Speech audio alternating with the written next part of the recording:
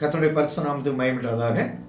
இதுவரை சுணங்கி போயிருந்த உங்களை பார்த்து கர்த்தர் சொல்லுகிறது, சோர்ந்து போயிருக்கிற உங்களை பார்த்து கர்த்தர் சொல்றது, இதுவரை எதிர்பார்த்தது நடக்காத உங்களை பார்த்து சொல்றாரு, எழும்புங்க, உங்க வல்லமை பெற்றுக்கொள்ளுங்கள். ஏமாற்றுகிறவன், கொள்ளையடிப்பவன், அசுத்தம் எல்லாம் உங்க பக்கத்துல நான் இனி அண்ட விட மாட்டேன். எழும்பு, வல்லமை தத்துக்க, கர்த்தரை துதி.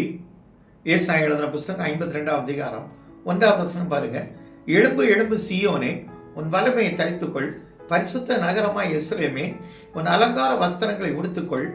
விருத்தசேன அசுத்தனும் இனி உன்னிடத்தில் வருவதில்லை. தூசியை உதறிவிட்டு எழுந்திரு, வீற்றிரு. சிறைப்பட்டு போன சீயோன் குமாரத்தி, உன் கழுத்தில் உள்ள கட்டுகளை அவிழ்த்து கொண்டு உங்கள்கிட்ட வருவாங்க. கட்டு அவிழ்க்கப்பட்டது, உங்களுடைய கட்டுகள் அவிழ்க்கப்பட்டது. எவ்வளவு அழகா சொல்ற பாருங்க. உங்க வஸ்திரங்களை இதுவரை நம்ம பார்த்தீங்கன்னா ஒரு ஹாப்பியா இருக்காது, சோர்ந்து போய் நம்முடைய காரியங்கள் நடக்கலையேன்னு ட்ரெஸ்ஸை எப்படி ஆனா இன்னைக்கு சொல்றார், நீட்டா பட்டு வேஷ்டி பட்டு சட்டையை ஒட்டுக்கோ, நல்லா ஹாப்பியா போ, உன்னை பார்க்குறவன் ஆச்சரியப்படுவான். ஏன்னா என் வல்லமையை நீ பெற்றுக்கொள். கர்த்தருடைய வல்லமையை தேவ சமூகத்தில் காத்திருக்கிற நீங்க இந்த வார்த்தை உங்களை தேடி வரும்போதே, இந்த வார்த்தையை கேட்கும் போது உங்களுக்குள்ள வல்லமை வரும், உங்களுடைய காரியங்களை வாய்க்க பண்ணும். சர்ப்பங்களையும் தேள்களையும் இதை லூக்கால சொல்லியிருப்பார். லூக்கால பாருங்க, ஒரு டிஃப்ரெண்டான ஒரு வார்த்தை அழகா சொல்லியிருப்பாரு. லூக்கா 10ஆம் அதிகாரம் 19, சர்ப்பங்களையும் தேள்களையும் மிதிக்கவும் சத்துருடைய சகல வல்லமையை மேற்கொள்ளவும் உங்களுக்கு அதிகாரம் கொடுக்கிறேன், ஒன்று உங்களை சேதப்படுத்தாது.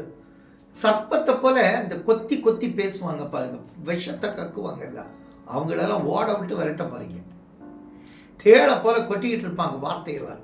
இனி உங்களை கொட்டவும் முடியாது, உங்களை கிட்ட அசைக்கவும் முடியாது, உங்க கிட்டே நெருங்க முடியாது. கர்த்தர் உங்க கூட வருவார். ஏன்னா கர்த்தருடைய வல்லமை உங்களை சந்திக்கும். இந்த வல்லமையை சொன்னா நமக்கு தெரியும், 12 வருஷம் உதிரப்போக்கில் கஷ்டப்பட்டு மகளை தேடிதான வல்லமை போச்சு. நான் சொல்ல வல்லமை உங்களுக்கு உள்ள வரும்போது உங்களுடைய காரியங்களை வாய்க்க பண்ணுகிற கர்த்தர். எஸ்ரா கேட்கிறார், ஆண்டவரே நான் இந்த ஆலயத்தை கட்டுவதற்கு இதெல்லாம் கொண்டு போறேன், கள்ளமாறு கொள்ளை கோஷ்டி இருக்குமேனு.